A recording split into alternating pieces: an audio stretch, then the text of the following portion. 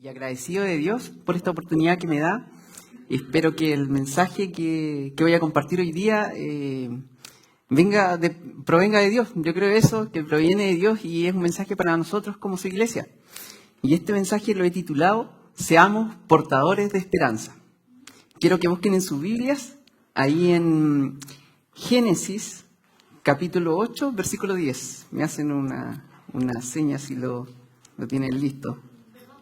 Génesis 8, versículo 10.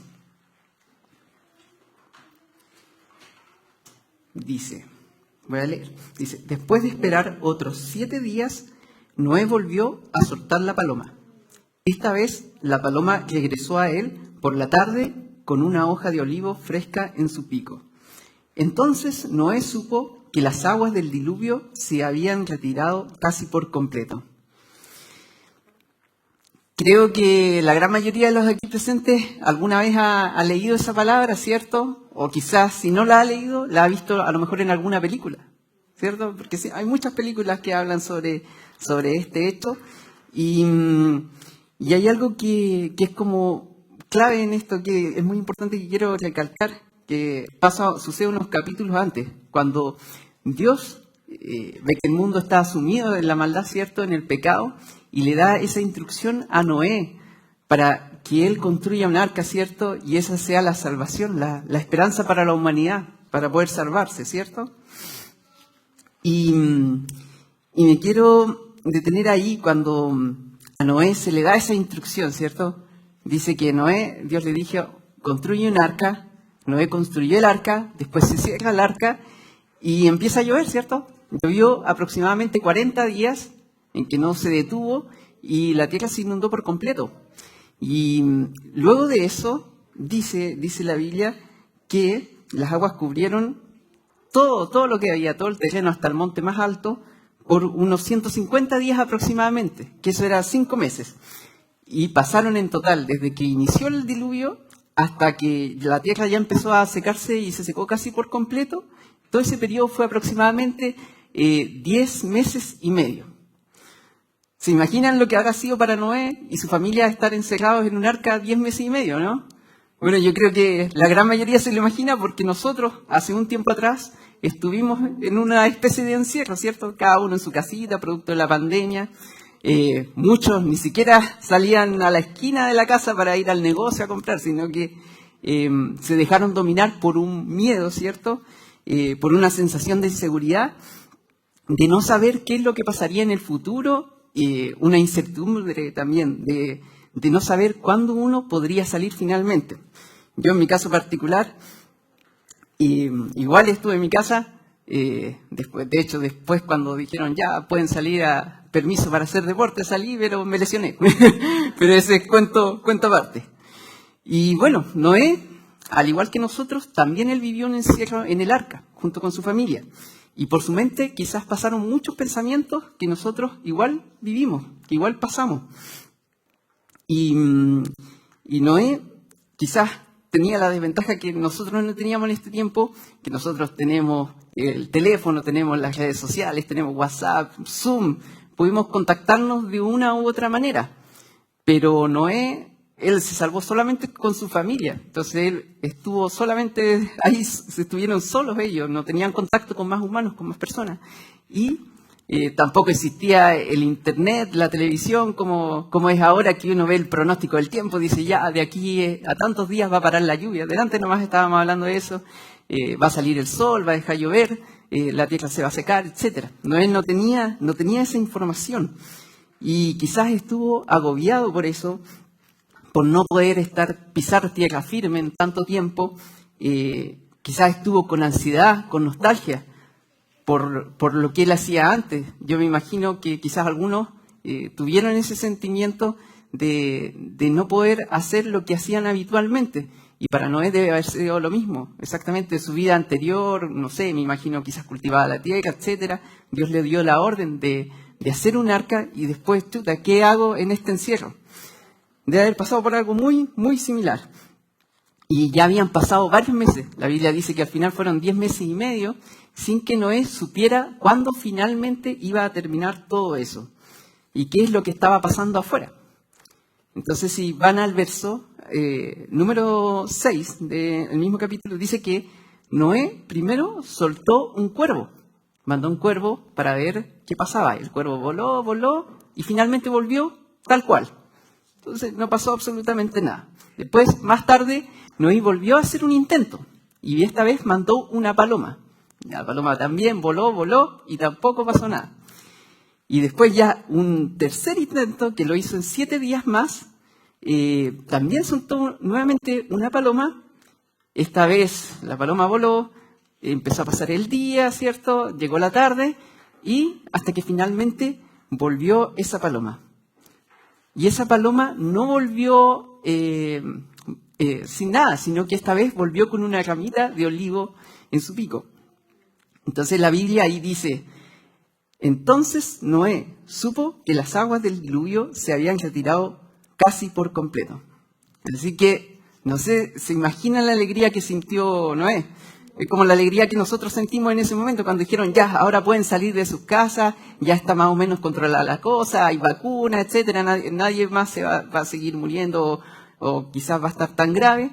Para Noé debe haber sido la misma señal, esa señal debe haber sido algo muy, muy potente, muy importante, porque es el hecho de que ya se estaba secando el terreno y de que él pronto con su familia y todos los animales que están en el arca iban a poder salir, ¿cierto?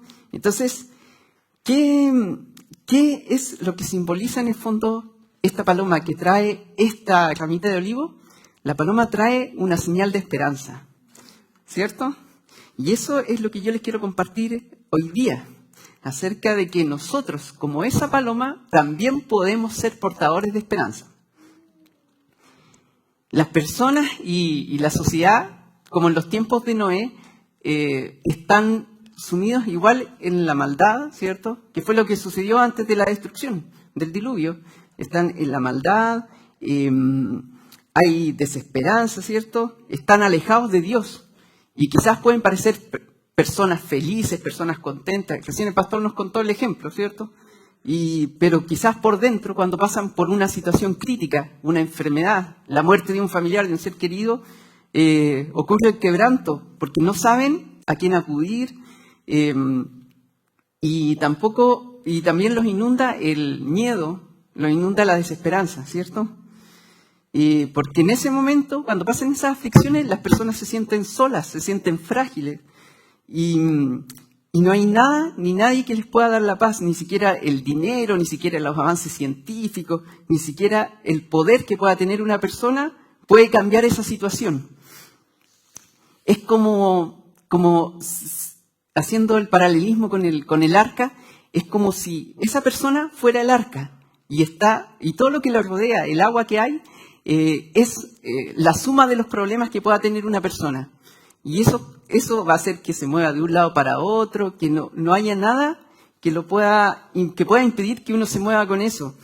Y yo creo que es complicado eso para las personas, el hecho de que no saber qué es lo que va a pasar en el futuro, cuál es la incertidumbre.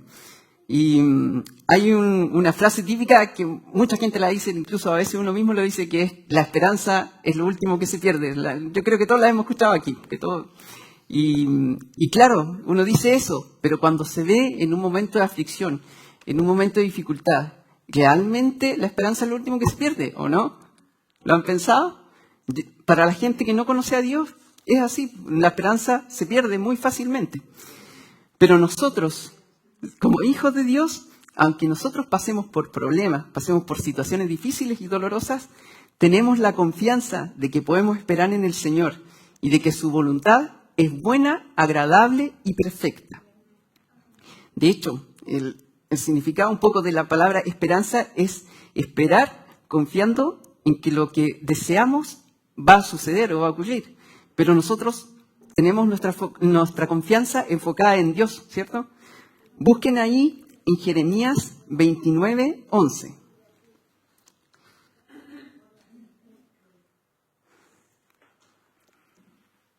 Dice: pues yo sé los planes que tengo para ustedes, dice el Señor. Son planes para lo bueno y no para lo malo, para darles un futuro y una esperanza. ¿Qué dice el Señor? que sus planes son de bien, ¿cierto? No son de mal.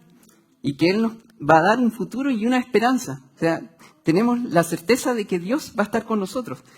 En Romanos 15:13 dice, le pido a Dios, fuente de esperanza, que los llene completamente de alegría y paz, porque confían en Él. Entonces rebosarán de una esperanza segura mediante el poder del Espíritu Santo. Dice que vamos a rebosar de esperanza y que vamos a tener y ser inundados de alegría y paz, porque confiamos en Él. Y hay algo clave aquí en la historia de Noé, que también tiene que ver un poco con lo que decía de los paralelismos, que es el tema de quién trae ese mensaje de esperanza. En la historia de Noé, el mensaje de esperanza lo trae una paloma. Y hemos aprendido a lo largo de lo que hemos estudiado en la Biblia que la paloma simboliza al Espíritu Santo, ¿cierto? De hecho, aquí en el versículo que acabamos de leer dice que rebosarán de una esperanza segura mediante el poder del Espíritu Santo. O sea, ¿quién es el que nos trae la esperanza a nosotros en este tiempo? Es el Espíritu Santo. Y lo que leemos aquí en Romanos es que mediante el Espíritu Dios nos da a nosotros esperanza y esa esperanza nos trae una alegría y una paz, ¿cierto? Que llena nuestra alma y que nadie nos la puede quitar. Y esta esperanza que Dios nos da a través de su Espíritu Santo nos inspira a estar firmes, a resistir y ser constantes, o sea, firmes de carácter, a seguir creciendo a pesar de lo que pueda suceder a nuestro alrededor, lo que nos pueda pasar, y también a que aumente nuestra fe. Quiero que busquen ahí en Romanos 5, versículo 3. Si lo tienen, me hacen una seña. ¿Sí? Ya. Dice, también nos alegramos al enfrentar pruebas y dificultades, porque sabemos que nos ayudan a desarrollar resistencia. Y la resistencia desarrolla firmeza de carácter, y el carácter fortalece nuestra esperanza segura de salvación. ¿Qué dice ahí, cierto? Que nos alegramos cuando tenemos pruebas, cuando pasamos por dificultades, porque eso nos ayuda a resistir, ¿cierto? A resistir, y eso nos hace estar firmes de carácter. Y el carácter, ¿qué hace? Fortalecer nuestra esperanza. Es una cadena que nosotros tenemos que tener bien clara como hijos de Dios. Y dice también en Hebreos 6:18, por lo tanto, los que hemos acudido a Él en busca de refugio, podemos estar bien confiados, aferrándonos a la esperanza que está delante de nosotros. Esta esperanza es un ancla firme y confiable para el alma. Nos conduce a través de la cortina al santuario interior de Dios. O sea que la esperanza que nos da Dios es algo, como dice aquí, es un ancla, ¿cierto? Es algo que nos podemos aferrar firmemente y nos conecta con Él y con su presencia. Dios es un Dios que cumple sus promesas. Y volviendo a la historia de Noé, el tema de que el cuerpo, ¿cierto?, es como el arca. ¿Qué nos trae la esperanza? ¿Qué nos trae Dios? Un ancla, ¿cierto? Nos permite aterrizar, ¿cierto? Porque estar estables, porque sabemos en quién hemos confiado, en quién hemos creído. Cuando el Espíritu Santo mora en nuestros corazones, ya tenemos esa esperanza que trae alegría y paz y nos ayuda a caminar a pesar de todo lo que pueda suceder a nuestro alrededor. ¿Y cuál es la gran esperanza que nosotros tenemos como hijos de Dios? Es que Cristo, a través de su sacrificio en la cruz, ¿cierto?, murió por nosotros. Él nos redimió, nos hizo morir al pecado, ¿cierto?, y nacer de nuevo.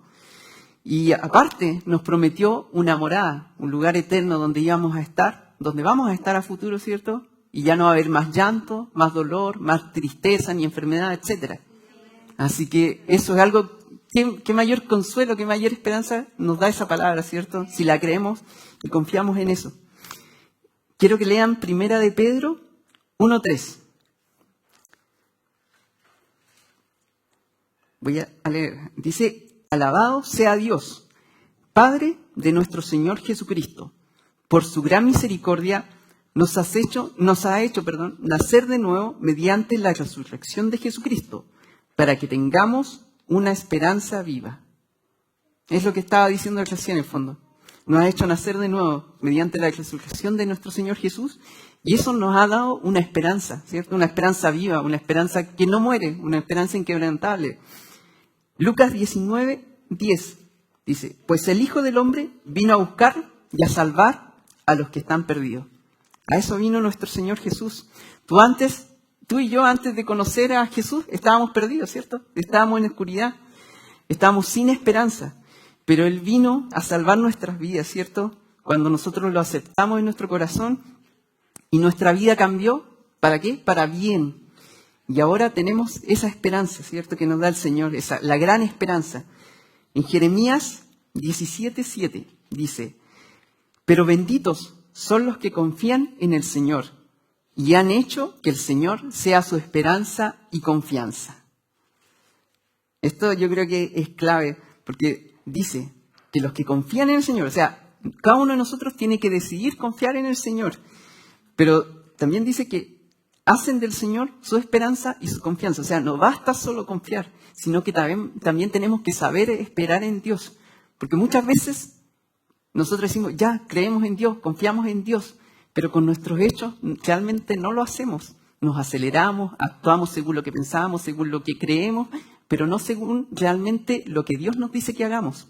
Y esto tenemos que tenerlo clave si nosotros queremos, o sea, tenemos que tenerlo claro, si nosotros queremos ser realmente bendecidos por Dios. Pero ahora, yendo al otro lado, nosotros ya tenemos claro qué es la esperanza para nosotros como hijos de Dios, que nuestra esperanza está en Él, ¿cierto? Confiamos plenamente en Él y que no es una esperanza que perdemos, una esperanza pasajera. Pero ¿qué pasa ahora con las personas que no conocen a Dios? ¿Cierto? ¿Qué pasa con ellos? Los que no tienen el Espíritu Santo en su corazón. Ellos no tienen una esperanza verdadera como nosotros, ¿cierto? No es una esperanza permanente porque no proviene de Dios, sino que proviene de lo que ellos piensan, lo que ellos creen. Y aparte, sabemos cuál es el fin de esas personas si es que siguen tal cual como están y no se vuelven a Dios, ¿cierto? Va a ser una perdición, va a ser como en los tiempos de Noé. Por más que se le dio la oportunidad y todo, si no quieren recibir a Dios, si no quieren subirse a esa arca para poder escapar de todo lo que el mal augurio que se venía, no va a haber salvación para ellos. Entonces, quiero que piensen en el fondo, ¿dónde está la mayor necesidad? ¿Está aquí adentro o está afuera? Está afuera, ¿cierto? Está afuera. Afuera de la iglesia. Es ahí donde nosotros tenemos que ser portadores de esperanza para aquellos que están perdidos. El Espíritu Santo está con nosotros y en nosotros, ¿cierto? Y al igual que esa paloma, nosotros podemos ser el medio para traer esperanza a la gente que está perdida en este momento. Y Jesús nos llama a ser portadores de esperanza. Él no nos dice, bueno, si quieren, háganlo. No es una opción, ¿cierto? Es un llamado para cada hijo de Dios, para cada discípulo suyo. Por lo tanto, no podemos callarnos lo que hemos recibido de parte de Dios. Quiero que busquen en Mateo 28:19.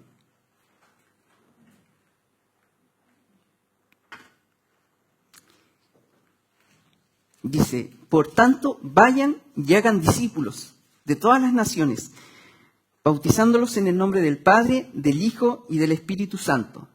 Enseñen a los nuevos discípulos a obedecer todos los mandatos que les he dado. Y tengan por seguro esto, que estoy con ustedes hasta el fin de los tiempos. O sea, el mandato de Dios, de Jesús, es claro, ir y hacer discípulos. No podemos callarnos lo que Él ha hecho por nosotros. Y hay una promesa detrás de eso. No vamos solos. Dios promete estar con nosotros. Por lo tanto, tenemos que tener esperanza. En Hebreos 10:23 dice, mantengamos firme la esperanza que profesamos, porque fiel es el que hizo la promesa. Fiel. O sea, Dios siempre cumple sus promesas. Tenemos que mantener la esperanza firme, ¿cierto? De lo que profesamos. Y profesar, ¿qué significa? Anunciar también, decir, contar esa esperanza. Y yo creo que es como un llamado así muy claro para nosotros, para ti, para mí, en el fondo, de la iglesia en general, la iglesia de Cristo, es que nosotros tenemos que salir de nuestra comodidad, de nuestra pasividad, de nuestra zona de confort. Tenemos que dejar de pensar solamente en nosotros y comenzar a pensar en las personas que nos rodean. Que puede ser algún familiar, alguien en el trabajo, alguien en la universidad donde estudias, etcétera, en cualquier lugar. Y esa persona puede estar necesitada en este momento, como nos contó el pastor delante, estar necesitada de una palabra de esperanza, ¿cierto? Y nosotros estamos llamados a hacer eso. Y bueno, puede que me digas, no sé, sabes que no se me viene nadie a la mente, en mi círculo cercano están todos bien, están todos súper bien. Bueno, eso de partida nunca es verdad. Siempre hay algún problema, alguna dificultad por la que estemos pasando. Pero si tú crees que es así, este es el momento para que tú le pidas al Señor que te muestre, que te coloque delante una persona a la que tú puedas hablarle, que tú puedas compartirle ese mensaje de esperanza y esa persona pueda llegar a Cristo. Quiero que busquen en Mateo 5:14.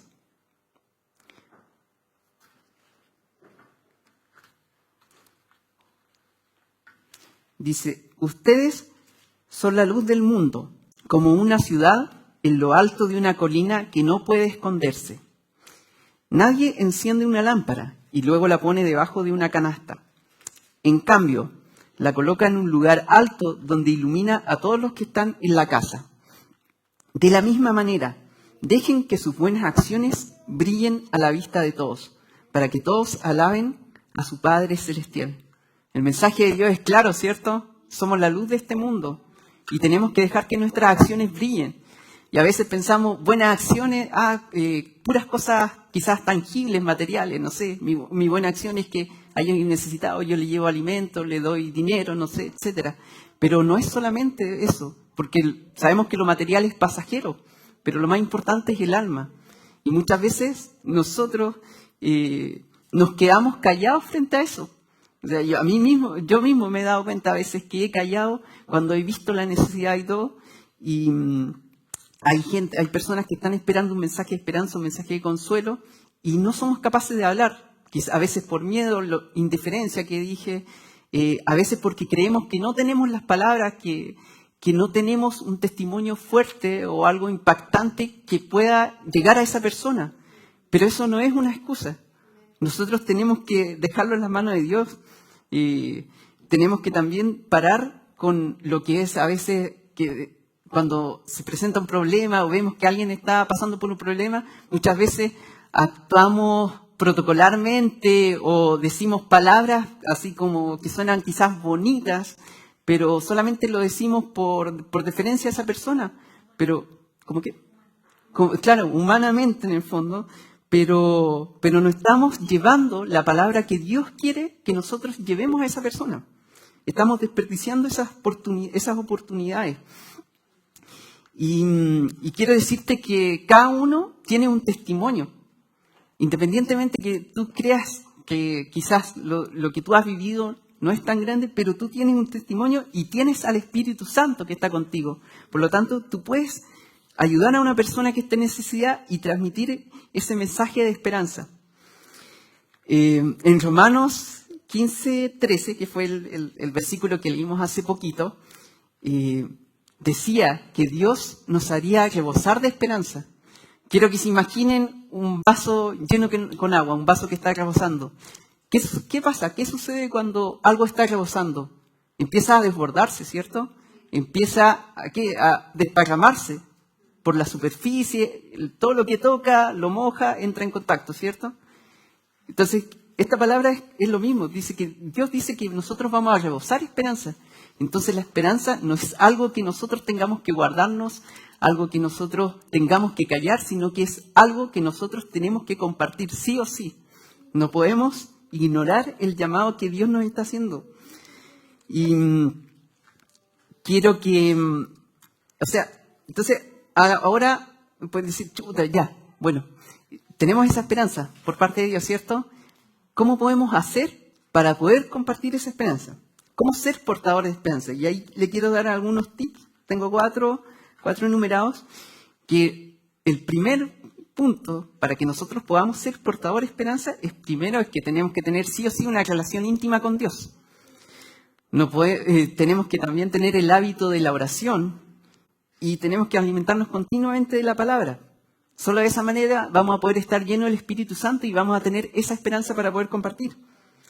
En Romanos 12:12 dice, alégrense de esperanza, muestren paciencia en el sufrimiento, perseveren en la oración. Aquí está más que claro, dice, perseveren en la oración. Solo así vamos a poder mostrar paciencia en el sufrimiento y alegrarnos en la esperanza. O sea, para tener esperanza tenemos que perseverar sí o sí en la oración. El segundo punto es estar atentos a las necesidades de las personas que nos rodean. En la prédica anterior, la pastora nos hablaba sobre amar al prójimo como a uno mismo, ¿cierto? Y también de llevar las cargas de los demás. O sea, tenemos que estar pendientes sí o sí de las personas que nos rodean. Y esto se relaciona mucho con el punto anterior, porque si nosotros perseveramos en la oración y perseveramos en la palabra, cuando nos encontremos en una situación en la que alguien necesite una ayuda, un mensaje de esperanza, una oración, nosotros mismos vamos a poder estar preparados para poder hablar a esas personas. O incluso si nosotros estamos pasando por un momento de dificultad, esa palabra que hemos leído va a venir a nuestra mente y nos va a dar esperanza. En Lamentaciones 3, 21-22 dice, pero algo más me viene a la memoria, o sea, algo que ya sabía el profeta en ese momento, se le vino a la memoria, dice, lo cual me llena de esperanza. O sea, la palabra trae esperanza, la palabra de Dios. Y dice, el gran amor del Señor nunca se acaba y su compasión jamás se agota. Esto es muy, muy similar a lo que sucede con el cuerpo humano. Nosotros, si nos alimentamos mal, nuestro sistema inmune va a estar mal. Si también no hacemos deporte, actividad física, peor todavía, se complementan. Y cuando viene una enfermedad, ¿qué va a pasar con nuestro cuerpo? Va a sufrir las consecuencias de eso. Y ni siquiera sabemos si vamos a poder levantarnos o no, o vamos a empeorar. Y lo mismo pasa en el ámbito espiritual. O sea, si nosotros no nos alimentamos de la palabra, no perseveramos en la oración, no tenemos una intimidad con Dios, va a venir un problema, una dificultad, una aflicción, y ahí vamos a quedar. No vamos a tener nada que nos dé esperanza, la confianza, claro, en Dios para poder seguir adelante y para poder salir en eso, perdón, y también para poder enfrentar ese problema, porque muchas veces los problemas no se van rápidamente, pero no vamos a poder seguir avanzando si no tenemos la palabra de Dios en nuestros corazones. Y el punto número 3 dice, donde quiera que vayamos, ser un reflejo de la transformación que Dios ha hecho en nuestra vida. Esto se refleja con nuestra conducta, con las palabras que decimos y con nuestro ejemplo. Muchas veces decimos, oh, yo soy piola, paso desapercibido, nadie me ve. Eso también es mentira. Siempre hay alguien que nos está observando, alguien que ve algún detalle, ve lo que decimos, lo que no decimos, si hablamos palabras de bien, si hablamos palabras de mal, si hablamos palabras sensatas y no palabras necias. Por lo tanto, nosotros como hijos de Dios debemos dar testimonio de la obra que Él ha hecho en nuestras vidas y de lo que sigue haciendo en nuestras vidas. Como decía en Mateo 5, que teníamos que ser una luz, ¿cierto? Y llevar buenas acciones para que el mundo las vea. Y a veces esto yo diría que es complicado porque nosotros, no sé si más alguien se ha visto en esta situación, de repente nos preguntan cómo estamos y decimos, oh, estoy cansado, quiero dejar todo de lado, no quiero nada más. Pero ¿qué nos llama el Señor? A hablar palabras de bien, ¿cierto? De esperanza. O sea, ¿qué mensaje le estamos transmitiendo a las otras personas? Si nosotros tenemos actitudes negativas o palabras negativas, etcétera, tenemos que nutrirnos de la palabra del Señor, por eso todo se relaciona. Y el punto 4 es que tenemos que evangelizar, hablar a otros de quién es Jesús y de lo que vino a hacer por la humanidad, ¿cierto? Hablar de su amor, del plan de salvación que Él tiene con cada uno de nosotros y de la obra que Él hace en cada una de nuestras vidas. En Mateo 28 decía, id y haced discípulos. O sea, por ningún lado podemos callar la obra que Dios ha hecho en nuestras vidas. Y bueno, allá afuera el mundo, ¿cierto? No tiene esperanza, dijimos que no tiene esperanza, pero tú y yo podemos hacer una diferencia en la vida de cada una de esas personas si hacemos cada una de estas cosas que enumeré anteriormente que vienen de Dios. Ahí escuché hace unos días atrás una predicación donde se nombraba una frase que dijo una persona, un siervo de Dios en el fondo, que una frase muy clara que yo creo que nos marca en el fondo, porque dice: a veces estamos equivocados preguntando ¿qué quiere Dios de mí? Cuando el llamado está a la vuelta de la esquina. Si solo abres la boca y te atreves a decirle a alguien lo que Cristo hizo por ti. Lo repito, dice: a veces estamos equivocados preguntando ¿qué quiere Dios de mí? Cuando el llamado está a la vuelta de la esquina. Si solo abres la boca y te atreves a decirle a alguien lo que Cristo hizo por ti. Yo lo encuentro súper fuerte porque a mí me ha pasado. Muchas veces he estado orando y he dicho: Señor, ¿qué quieres de mí? ¿Cuál es mi ministerio, mi propósito, etcétera? Pero nos partimos por lo básico que nos manda Dios, que es compartir el mensaje de esperanza, de salvación con las personas que nos rodean, las personas que están inmediatamente a nosotros. Y creo que hay una actividad que se está programando, ya está programada, está fechada y todo, que es para el día 19 de noviembre, ¿cierto? Lo tienen todos presentes. Una actividad evangelística, ¿cierto? Ya, entonces el llamado es a que cada uno de los que está aquí presentes no se reste, que se sume a esa actividad, porque todos podemos hacer una obra, compartir la palabra, un mensaje de esperanza, ¿cierto? Quizás ese día va a haber música, etcétera, pero nosotros tenemos que apoyar en lo que podamos. Es una oportunidad perfecta para que nosotros apliquemos todo lo que hemos aprendido, ¿cierto? A través de la palabra. Y una oportunidad para vencer el miedo, para dejar de lado la indiferencia y empezar a preocuparnos por las personas que están a nuestro alrededor. Así que, hermanos, anímense y desafíense. Y si les cuesta, pídanle ayuda al Señor. Porque yo sé que no es difícil. A mí también me cuesta mucho. Yo, de hecho, soy tímido, una persona más introvertida, una persona que quizás a veces actúa con diferencia, pero es la obra del Espíritu la que trabaja en nuestros corazones y puede cambiar todo eso. Así que con la ayuda del Señor nosotros podemos lograrlo y ser esos portadores de esperanza. Y bueno, y si tú me dices: chuta, ya, yo puedo ir, pero no sé qué hablar, no sé qué voy a decir, no me salen las palabras, no se me viene nada a la mente. Bueno, si es así tu caso, tienes que partir por lo básico, que en el fondo es aprenderte bien los principios, las 4 leyes espirituales que resumen en cierta manera el mensaje de salvación. Y aquí se los quiero leer para que anoten los versículos, que el primer punto es que Dios te ama y tiene un plan maravilloso para tu vida. Y los versículos que lo respaldan son Juan 3:16 y Juan 10:10. Después, el hombre está separado de Dios por causa del pecado. ¿Lo repito? ¿Necesitan anotarlo o no? Ya, voy a decir de nuevo el primer punto. Dios te ama y tiene un plan maravilloso para tu vida. Juan 3:16 y Juan 10:10. Después, el segundo punto es que el hombre está separado de Dios por causa del pecado, producto del pecado. Y muchos piensan: ya es pecado matar, es robar, mentir, etcétera. Pero el mayor pecado es estar lejos de Dios. Y los otros pecados son consecuencia de eso. Ahí versículos tienen Romanos 3:23 y Romanos 6:23. Tercer punto. Jesús es el puente que nos conecta con Dios, ¿cierto? Es el camino. Jesús es el camino.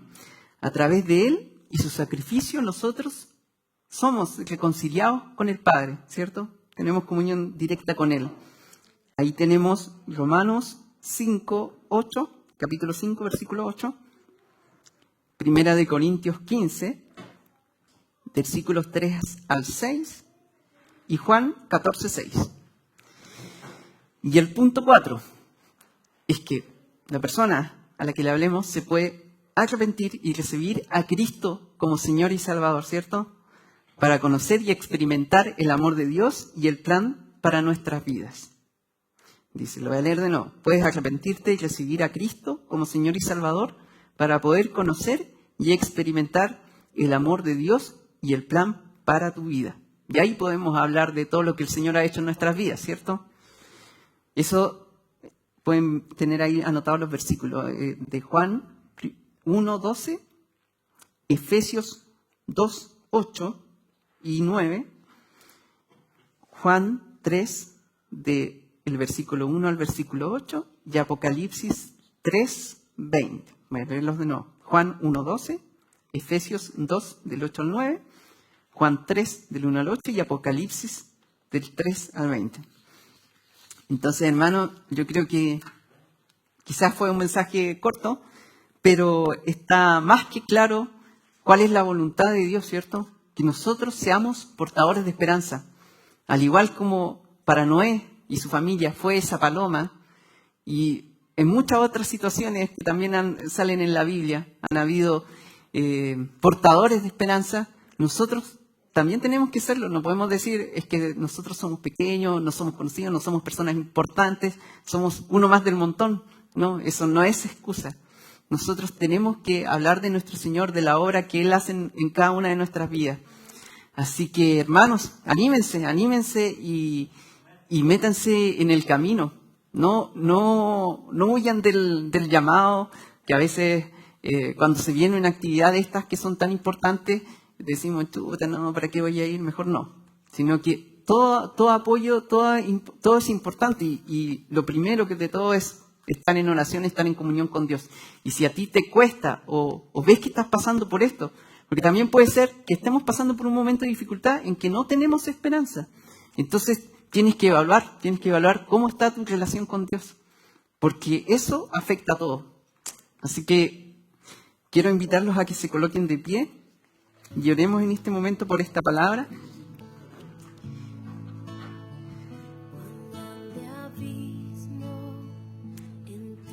Hay un versículo ahí en 2 de Timoteo,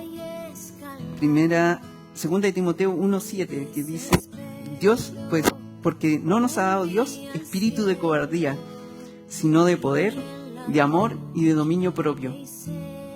Está claro, ¿cierto?, qué es lo que ha hecho el Señor en nuestra vida. Por lo tanto, nosotros tenemos que responder ese llamado. Los invito a orar. Te agradecemos, Señor, por esta palabra, porque sabemos que proviene de ti, porque esta palabra, como dice tu palabra también, Señor, no vuelve vacía. Es una palabra que da vida, que trae esperanza, que trae un mensaje de salvación, que nos redime, Señor, del pecado y nos ayuda a estar siempre en constante comunión contigo, a volver al camino, Señor, si te hemos fallado. Yo te pido en esta hora por cada uno de mis hermanos y presentes, Señor, que tú transformes sus corazones. Si alguien está pasando por dificultad, por aflicción, Señor, que él pueda rendirse o ella pueda rendirse de tuyo, Señor, y pueda entregar pueda recibir esa palabra que tú tienes para ella o para él, Señor, y que esa palabra no se quede ahí, Señor, retenida, que no se conforme con recibir esa palabra y decir, oh Señor, ya ahora estoy bien, ahora tengo ánimo, sino que esa palabra la puedas compartir con las personas que están alrededor tuyo. Ayúdanos para no callar, Señor, para no tener miedo, para no ser indiferentes, para no tener vergüenza, Señor, del Evangelio, de la obra que tú haces, Señor, porque sabemos que en ti, que tu palabra es poderosa, Señor, que en ti estamos firmes, Señor, que tú eres el único que puede traer esperanza a la humanidad.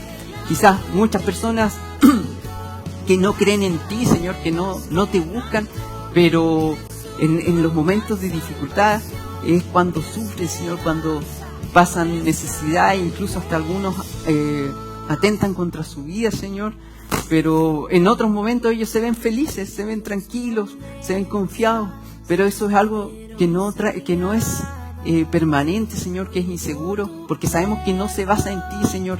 Oramos por cada una de esas almas, Señor, en ese evento que se viene, que tu presencia se pueda mover ahí grandemente, Señor, que tú dices a cada uno de los hermanos que va a estar participando en alguna de las cosas, cantata, prédica, Señor, la palabra, tú bendigas al pastor, y que, Señor, como siervo, Señor, quiero estar ahí para servir a cada una de las personas. Señor, tú háblanos, Padre bendito, para que podamos ver esa necesidad, Señor, que incluso, aunque no nos hablen, no nos cuentes, Señor, tu Espíritu Santo nos revele por lo que están pasando, Señor, y podamos entregar esa palabra de aliento, esa palabra de ánimo, ese mensaje de esperanza, para que ellos vuelvan a ti, Señor, y puedan conocerte y puedan rendir sus vidas delante tuyo, Señor, porque tú viniste, Señor, a rescatar, a salvar, Señor, a todo lo que se había perdido. Te agradecemos por todo, Señor, por esta obra grande que tú haces. Y bendice a mis hermanos, Señor, para que todo esto que hemos compartido en este momento, Señor, todo lo que hemos escuchado, cale en nuestros corazones, Señor. No nos dejes tranquilos, Padre Santo, que no nos conformemos con haber escuchado este mensaje, sino que realmente te busquemos a ti, Señor, de corazón, y pongamos nuestra esperanza, Señor, nuestra confianza en ti, Señor. Te agradecemos por todo. Amén. Amén.